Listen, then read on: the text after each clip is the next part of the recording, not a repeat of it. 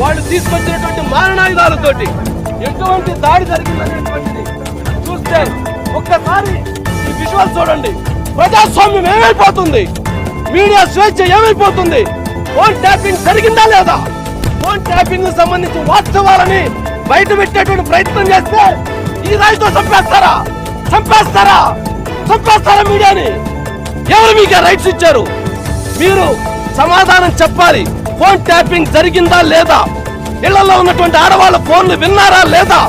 ఇప్పటి వరకు గళాన్ని వినిపిస్తూ వచ్చాం. ఇక నుంచి మరింతగా ప్రశ్నిస్తాం, వాస్తవాలను బయట పెడతాం, ప్రపంచానికి తెలియజేస్తాం.